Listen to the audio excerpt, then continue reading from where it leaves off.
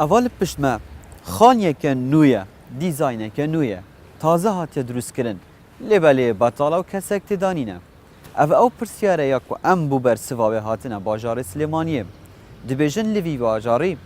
به دهان هزار یکین آکنجیبون این هاتینه دروست کرن ده همان دمیده به دهان هزار خیزان کری دارن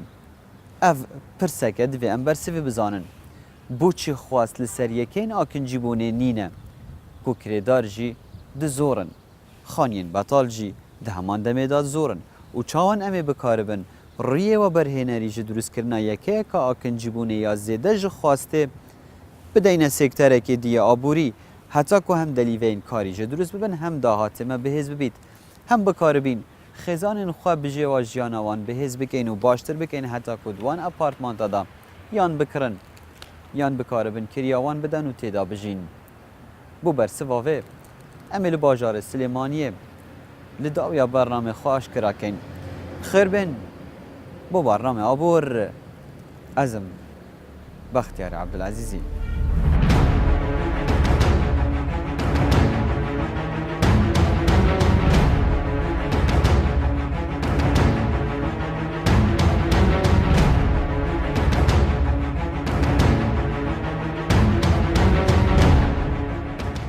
و هفته جبرامه آبور امی قصد باجار سلیمانی بکن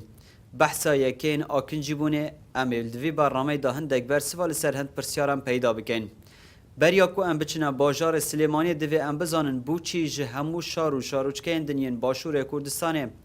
ما سلیمانی هل بجارت جبر کو بگوتن شارزاو بسپوران و داتاین بردست بهترین یکین آکنجیبون بشقه و ویلا و خانان که هاتبنا درست کرن دکوین سنتر و در دورا باجار سلیمانیه که بهتری آن دباطالن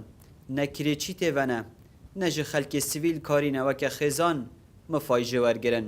بریا که هم بچنا باجار سلیمانی هم دخوازن لسر آست باشور کردستان و که هرما کردستان کلجر کنترول حکومت هرما کردستان ده بزانن مزنده جماره یکی نیشتجبون بکری لسر آست هرم ده چند سالان دا چاوا بویو چند زیده و کم بون بسر دهاتینه هجماره یکی نیشتجبون این تایبت بکری دانه ده سال 2013 دا گهشت بون 200,216 یکی آن بو سال 2014 اف هجماره بلندتر لیات بو 205,436 یکی آن بو سال 2015 هیجان برسر بو گهشت 210,712 یکین آکنجیبونه بکره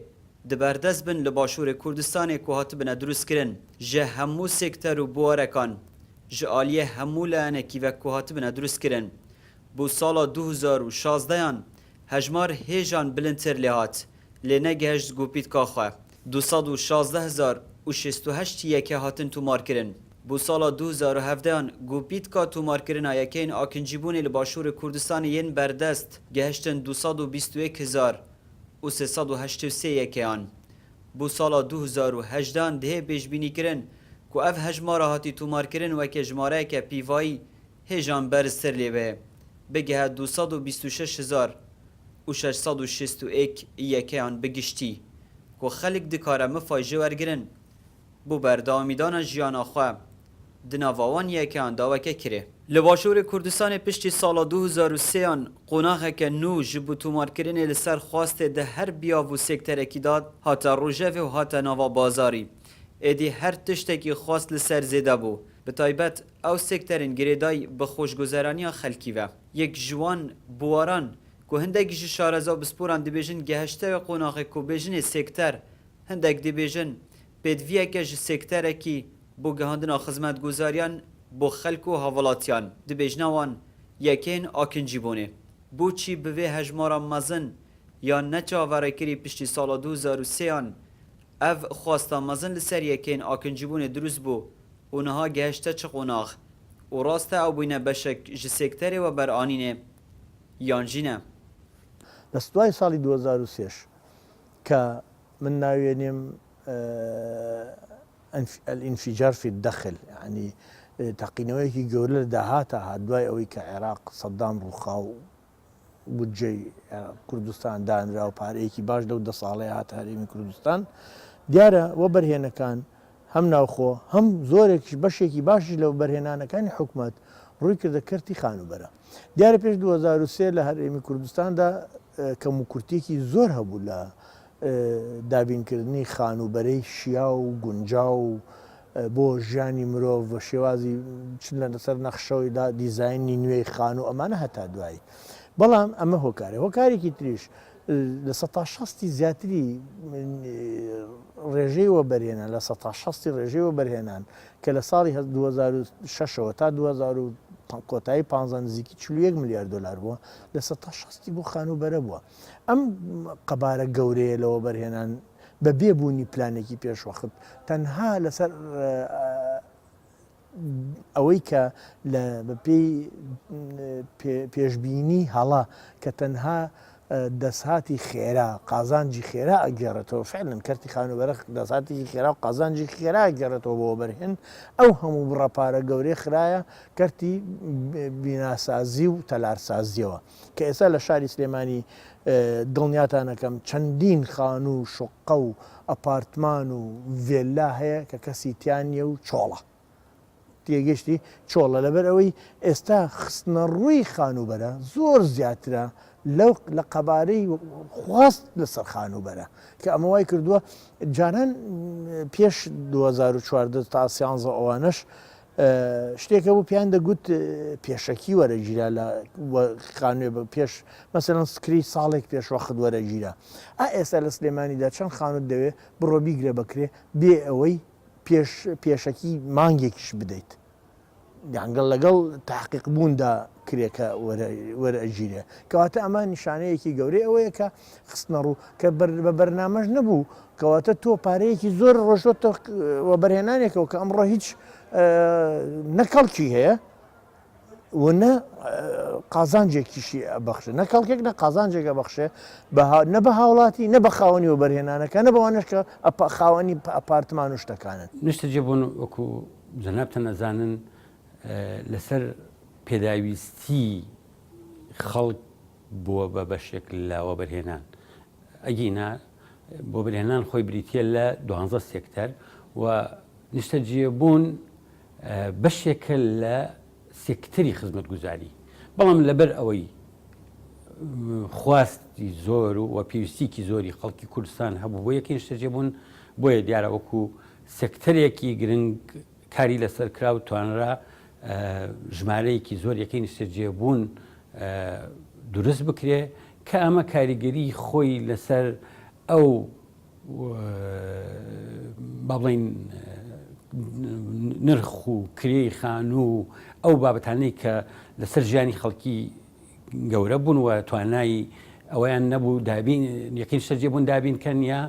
بتوانن کرێی خانوو بن بۆیە لە ڕووی ئابوووریەوە بە تاکید تەسیرێکی هەبووە لەسەر ئابووری خەڵک بەگشتی و توانیوێتی با بڵین وەکو ئەڵێن یعنی نیشتە جێبوون دەوری ئەساس ئەبێ لە استقرار و خەڵک پێویستی بە چیە خەڵکی بە پێویستی بەوەیە لە شوێنێکە بتوانێت بە ئارامی تیابژی و نەکرێی خانوو و نەتوانێت یەکێکی نیشتە جێبوون دەست بکەوێت بۆیە ئەمە تەسیرێکی هەبووە بەڵام ناڵێم کاریگەری بووە بەڵام پێویستی خەڵک بووە.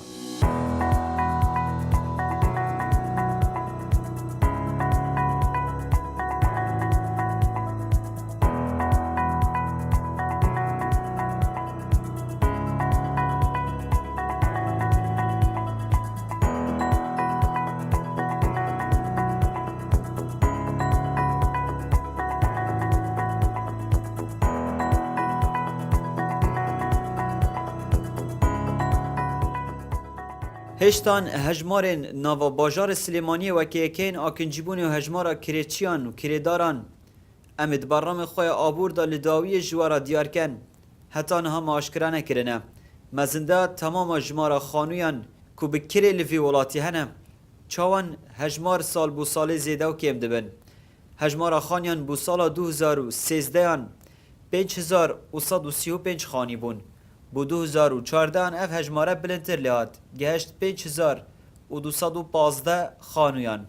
بو سالا 2015 هجمار بر ببلندبون هر بردوام بو لی بجداین گلکن مزن نبون 5287 خانی هاتبون تومار کرن. بو سالا 2016 ده سر قیران دارایی و آبوری دا لی هیجان لیول بلندبونا خانین بکره لباشور کردستانه یا کسک بو آنکو بر ببلندبونه دچون 5351 خانی هاتنه تومار کرن کو اف یک دبه گوپیت که تومار کرن خانویان لباشور کردستان به هجمارین پیوایی ین بلند بو سالا 2017 جبرکین بونا داهات خلکی و قولبون و کیربونا قیرانا دارایی و آبوری هجمار بر بکیمیه چو گهشت 5321 خانیان بو سالا 2018 ده پیشبینی کرن 5276 خانیان بکره لسر آستهر ما کردستان هبن و دپیوای و تومار کریبن اگر اف هجمارا مزن یا خانویان و یکی نیشته جبون الباشور کردستان هنم بوچی حتی نها کرچی کرنشین هاولاتی سیویل بخانی و یکین آکنجبونه جراو شوان یکان ند رازینه و جه همو جه کی زیدتر لباجار سلیمانیه جوی کرتی و بواری نرازی بون آوان زیدتر هاتیا تومار کرن بەدڵنیایی ئێمە ڕازێنین لەو کوالەتیەکانی کە دروست کراون لەبەرەوەی وەبەرێنێک دروستی کردووە ڕقابەیەکی توم نەبووە لەسەری و چەندین یەکەین شەجێبوونەوە بۆ لە هەرێمی کوردستانە کە بەداخەوە کە دوای خاوەنێکی ساڵە دو ساڵ داوا دیسان تعمیری کردوەوە نقصانی زۆر زۆرە بووە بێگومانم هەمویان ناڵێن هەندێکیان بە وجدان کاریان کردووە بەڵام ئەوی کە زۆر گرنگە لای ئێمە لە هەرێمی کوردستانە مۆڵەت بە 1970 شەجێبوون درراوە چونکە بە پلان ئەمیەکانە دابەش نەکراوە نەیتوانیوە دەست خدە سەر برینەکانی کرێنشیان نەتوانیوە قەیرانەکە چارەسەر کات دوو هۆکار هەیە کە تاسیریشی مباشری هەیە کە ژمارەی بێکار لە شارێکی وکو سلێمانیایە لە چوارچەوەی حکوومەتی هەرێما کە ژمارێکی بەرچاو زۆر بێت یەکێک لەوانە کە هۆکارە مەسەڵەن ئەو قەیرانە دارایی کە لە 2004 ڕووی کردە حکوومەتی هەرێمی کوردستان پرۆژەکان هەمووی وەستان مەشاریع نەما ئەو پاری کە لەبەردەستی حکوومەتی هەرێما بوو کە ساڵانە بە 10 ملیۆن دۆلار خراە بواری جێبەجێکردنی هەندێک لە پرۆژەکانەوە ئەمە مباشر تەسیری کرد کە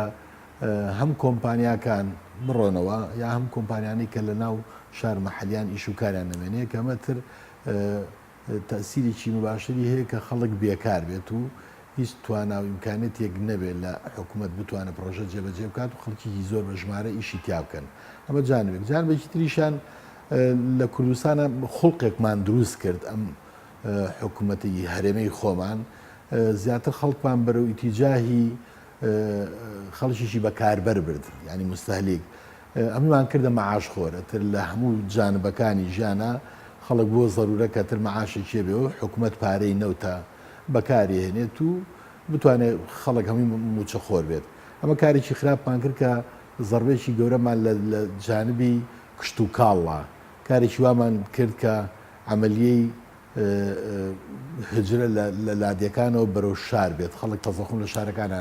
دروستکات ئەمە هۆکارێک بوو کە بە دەرەجەیەکی یەکەم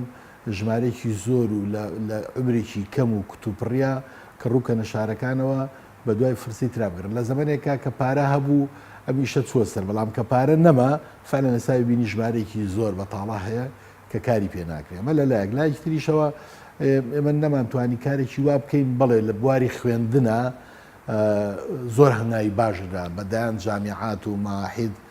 دروست کرا خەڵکانێکی زۆر بە لە کەرتی تایبەتە بە پارە خوێندیان بەڵام نەمانتوانی ئەم خەڵکانە چۆن ئیسtisماری بکەین لە بواری کارکردنا بەکاریان بێنین ئێمە کێشەکەمانەوە بوو هەموو مەجای میهنیمان کارکردنی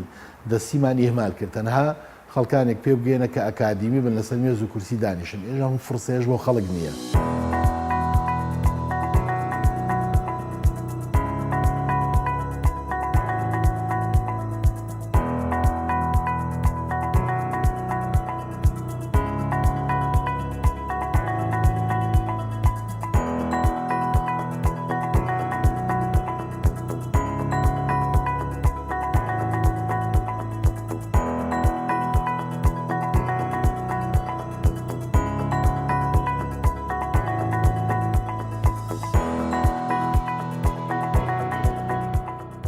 هندێک هەژمارên تایبەت bi yekên nîştecîbûnê ve li bajarê Silêmaniyê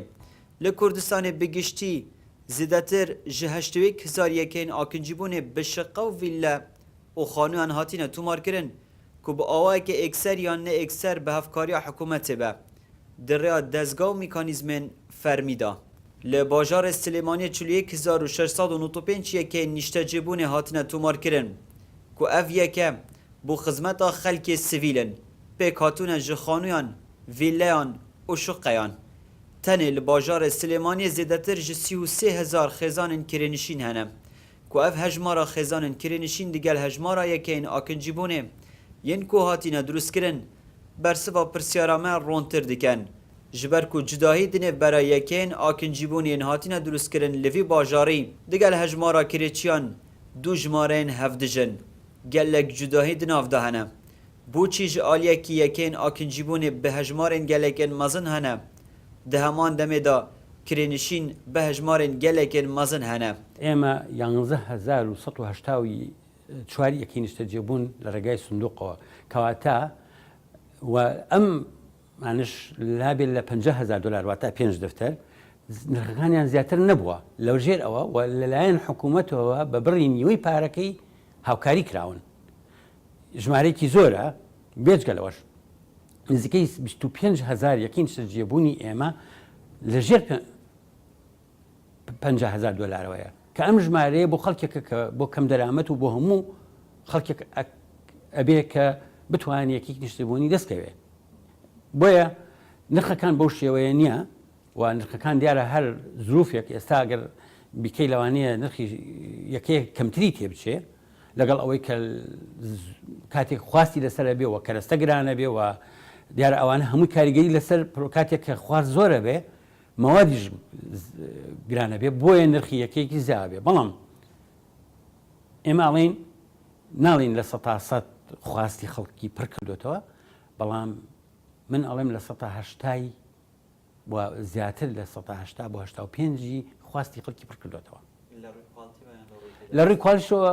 وتمان لە 175 بۆ 80 لە ڕووی کوالیتیەوە بەس لە 180 بۆ 85 لە ڕووی ژمارەوە لە شاری سلێمانیە تەنها لە ڕێی پێماڵە ڕێوەبەرێنان و نزیکەی 41,000 شەجێبوون دروست کراوە بیرمان نەچێت پرۆژەکان بە سێ جێوە دروست دەکرێن هەندێکیان لە ڕێی وەبەرێنانەوە دروست دەکرێن هەندێکیان لە ڕێی پارێزگارە دروست دەکرێن و هەندێکیان لە ڕێی وەزارەتی ئاودانکردن دروست دەکرێن ئەمانەش یەکەن بۆ نمونە ئێستا 3620 یەکە وەزارەتی ئاودانکردن دروستی کردو لەعین لەسەر و ئامارە نییە بۆ یەکە من ئەڵێم و ئامارە من زۆر بە زیاتری ئەزانم بەڵام لەبەری کە بە پلان دابەش ناکرێت یەکانە نەیتوانیوە قەیرانی 33,000 کەس دابین بکە بۆچی ئەم یەکانە پێشتر سیستەمێکی واندانەوە کە بدرێت بە خێزان یاخود نیانتوانێت کۆنتاکێک لەگەڵ کۆمەڵەکەی ما بکەن تا ئێمە بتوانین کەسانی لێقەوما و کەسانی داما و کەسانی کە بە ڕاستی کرێچین و ڕپیسانبێتی ناوەکانیان بینێ هەساون ئەم یەکانان بە ئارەزومەندانی خۆیان فرۆشتویانە هەندێک ناویەوە بە هەروەهمی بووە تا ئیسەش نەفرۆشتەوە ئێستاش ئەگە بپرسین پرۆژە هەبووە لە 2019 تاوە خێرە تا ئیستا و یەکانە هەر نەفرۆشتەوە ئەگەر بێت و بە قایمنە وەربگیرایە بۆ نمونە پرۆژەیەکی سەکەنی دروستەکە لە بناری گۆژە هەزارێکەیە ئەگەر داوان لە ئێمە بکردام 100,000 ناوەکەمان بۆ نار ئەم 1000 ناوە سابت دەبوو یان بۆ نمونە 1000 ناوەنداوان لە کورتە باڵاقام کردیان لە نابینانیان لە هەرچێتی شتێویان لە مامۆسایان بێ بەڵام بەداخەوە ئەمان ئەویان نەکرد ئەم وەبەرێنەکان ملزەم کردو بۆ خۆی کە خۆی ئەو یەکانە بفرۆشت خۆیەکان سابووە خەڵکە بۆ لەم شارەیە بە تاقیتێنان چۆ یەک ئیماری بە تایبەتی کڕویەتی بکرێ یان هەزاران گەنج هەبووە هێشتا نەچۆتە پرۆسی زەواجەوە یەقین شەجێبەری کڕیەوە بۆ ئیسراحەت و کەیف و سەفای خوان ئەمانە بن هۆکاری ئەوەی کە نەیانتوانی ئەم قەیدان چارەسەکەن بەڵام ئەگەر باتە بە عەدەدی خێزان باتە لە ڕێی کۆمەڵەکەی ئێمە باتە لە ڕێی ڕێکخراوەکانی تری چین تۆژەکانی تر و مامۆستان و فەرمانبەران و تەندروستی و ئیلا ئاخری بەمانە پرۆژەکانە بدرێ بەمانە حتمما ئێستا ئەوانە ئەم یەکانەی سە بە چۆڵی ناموو وە قەیرانەکەی چارەسەرەکرد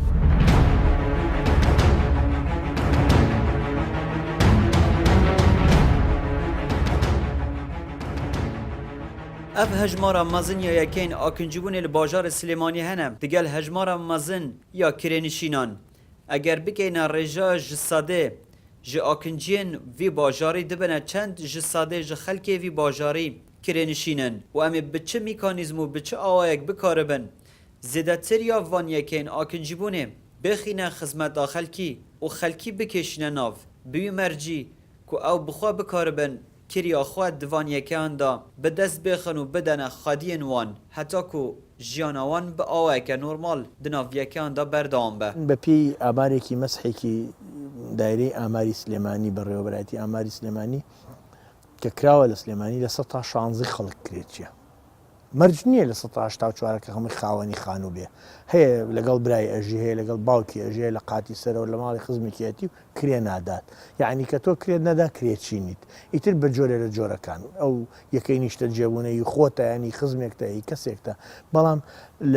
ئەگەر بەو ڕێژەیە سیر بکەی خۆی بوونی 16 لە هاوڵاتی کرێکی وەکو پێوەرێکی ئابوووریانە پێوەرێکی مەقبولە. بەڵام ئەوەی لێرەیە خەلەل دروست دەکاتۆ ئەوەیە ئەو یەکە چۆڵانە چۆڵن کەواتە لێرەیە تۆ 33,000 کەس کرێچیە چلوەکی شتەیە کەواتە تۆ بەلایەنی کەمەوە 10,000 خانووت هەیە کە بۆیە من کەواتە پێم وتی ئەمە سەر قسێکی خۆم خستنە ڕوو زیاترە لە خواست کە خستنە ڕوو زیاتر بوو لە خواست ڕکودی اقتصادی دروست دەبێت. کاتێکێک لەو هۆکارانەی کە ڕکودی اقتصاد دایمەن ئەڵێ عەرزی کولی کە گەورەتر بوو لە تەڵەبی کولی اقتصاد بەرەو قەیران و بەرەو ڕکود ئەڕوا ئەوەیە کە ئێمە ئێستا تیاهێشین و واقعەکەمانایە. ئەمە هیچ فرسەتێکی مەسەلا ئەکەوێتە سەر بوونی پارە ئەگەر پارە هەبێت ساڵانە ئەو بودجەی کادرێت بە بڵین شارەوانیەکان ئەگەر پارە لەبەردەسابێ بە زۆرترین پرۆژاکەنی بواری جێبەجێکردنەوە زۆرترین پرۆژەش کە بخیتە باری جێبەجێکردنەوە پێویستت بە زۆرترین خەڵکە ئەو کاتە فرسە دروست دەبێت کە بتوانانی خەڵکی زۆری لە بێکار بخیتە ئیش. بەڵام خۆمان هەم وەکو مەسەلە شتێکی بڵێن عاتفی کە بینی گەنجێکی زۆر بێ ئیش ئەم ساڵ لە پلانمانە ئێمە 500 تا 1000 خەڵکی گەنج بۆ ماوەی مانگە یا 2 مانگ وەک کرێکار بگرین لە بواری خزمەتکردن و پاکردنەوەی شارە بەکاری بێنین. ئەم پێویستیمان هەیە کە باخەکانمان هەڵگێڕینەوە بژار بکەین دارەکان ببڕین پلانێکی وامانەیە تەسەورەکەم ئینشەڵا ساڵ وەزارەتی شارانیش موافقەت دەکات بۆی بتوانین هیچ دەبێت لە 2 مانگی دوا بەهارە بتوانین ئەو کارە ئەنجام بین. هەر باشە فرسەیەکە بۆی کە خەڵک بتوانێت 1-2 مانگ ئیش بکات شتێکی پێ هەبێت بۆی کە هەم لەشیشی نەمرێت کار بکاتوانە. بەڵام بە قەناعەتی من حکوومەت بۆ ئەوی کە بێوێ کار بکات بتوانێت نیسبەی ئەو بەتاڵت زۆری کە هەیە بیخاتە گەڕ کارکردنە لە بواری زەراعە لە بواری سیاحە لە بواری سەناعەتە با حکوومەت بیر بکاتەوە لە پرۆژەی استراتیژی گەورە چۆن بتوانێت تاقی کارەبای ئینتاج بکات چۆن بتوانێت سەدەکان دروست بکات کە لە 3-4 ڕۆوە ئیسفادە هەم لە سەروەی حیوانیەکەی فرسی کار دروست دەکات هەم لە سیاحاکەی فرسەتێکی کاری زۆر بۆ خەڵک دروست دەکات هەم فرسە دروستیژەکەی کە لە بەردەمی ئەو ئاوەیە کە تۆ لە هاوینانە گرتێتەوە بە هەزاران دۆنم بکەیتە زەراعەت خەڵک ئەو کاتە هان بیت حکوومەت تەشجیعیان کا وەسایلی کارکردنی زەراعی و تەکنۆلۆژیای تازە بخاتە بەردەست بۆی خەڵک ئەتیماد کاتە سەر ئەوەی کە خۆی نانی خۆی بۆ خۆی پیاکە نەک ئەتیماد کاتە سەر حکوومەت کە چۆن بیکاتە مەعاش خۆی.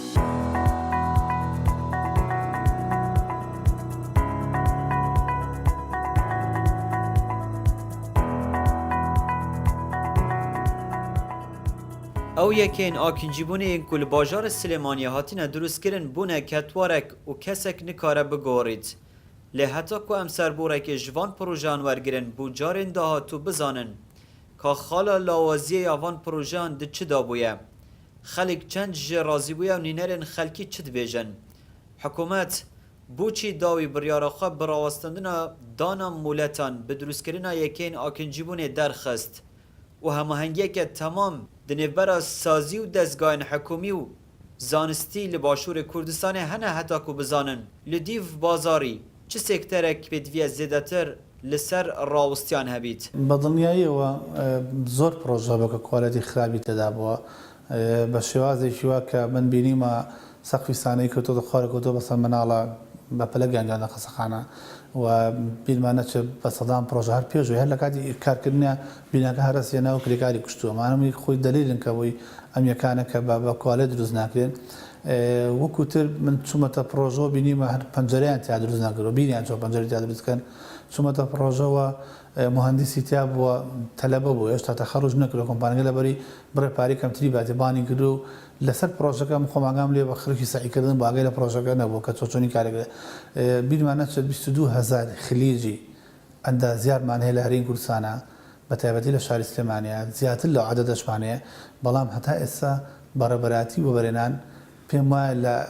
حەوت کەس بۆ هەشت کەس تێ ناپەڕێت ئەو مۆندیسانە دەنیگرەوە هەمووی بە مۆندیسی ئەهلی کۆمپانیەکان بانیان کۆنووک و پێشتر ئاماژەم بگرت تیادی تەلەبەیە ئێستا لە مەرحەلەیەکە و هیچ شتێک لە ئەندازەی نازانێت لەبەری پاری پێنەیە شتێکی کەمێنە بۆیە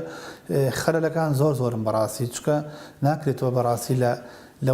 وەبەرێنانێکی لە ئەو هەموو وەبەرێنە هێتوە حەو مۆندیست دانابیانی حەو مۆندیس فریاد چی بکەوێت بۆیە پێویستە بە زووترین کات بڕیارە دەکرێت هەموو ئەو وەبەرێنانەی کە کار دەکەن پێویست ناکە با بڵێن چۆن لە مهندس بێن کە ئێشتا خەبیر نەبێ پێویستە داوا لە وەبەرێنان بە زووترین کات مهندسی خەبیریان بۆ دامەزرێن و بامنێن بەڵام دوای ئەوەی ئێمە لە میکانزمی جێبەجێکردنیەکانە هەڵە هەبوو و دەستەی وەبەرهێنان و ئێمە گەشتینەوە قەنەعەتەی کە یەکی نیشتەجێ بوون دروستکردنی یەکی نیشتێ بوون بەم شێوەیەوە بەم میکانیزمە دروست نییە بۆیە کارمان بۆ ئەو کە چکەم لە ڕووی با بڵین لە ڕووی ئیشرافەوە سەرپەرشتیکردنی پرۆژەکان پێویستی بە ژمارەیەکی زۆری ئەندازیار و لە بوارەکانەوە و دیار لە دەستی وەبەرهێنان ئەو ژمارە ئەندازیارەی بۆ بەدەست نەهات و کواڵیتی پرۆژەکان ترساین لەوەی بەرەو خراپی بڕوە بۆیە ئێمە دوای دراسەکردنیکی تەواو گەشتینە ئەو بڕیارەی و لەگەڵ ئەنجومی باڵای وەبەرهێنانە کە بە سێ بڕیارێکی نیشتەجێبوون ڕاگیراوە تەنها بۆ حاڵەتی زۆر پێویست نەبێ.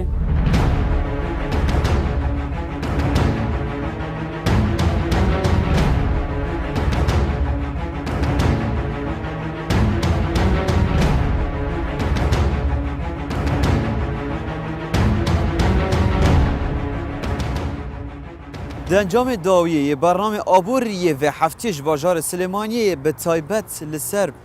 دروستکردنا یەکەین ئاکنجیبوونێ bi şiqa û apartmant balaxaneyên bilind bû xêzanan vîla û xaniyan encam bi vî awayî bi dest mekeft tenê ciwankirin û rûkêşiya bajarî weke li pişt me diyar jêrxaneya aborî baş nake divê hikûmet bi les pêdaçûnê di sekterên dî da biket hewl dide sekterên dî bi hêz bêxît heta ku ev şiqa û apartmanta jî pir bibin ji ber ku eger dahat bû xêzanên kirêçî û kirêdar bên di şiqa jî pir bin ji yekeyên akincîbûnê yên zêde û helawsana wan jê de qurtal bîn bi aktivkirina sekterên din ev encamê dawiyê bername abûr yê vê hefteyê bû ta abûreke din erşad bin.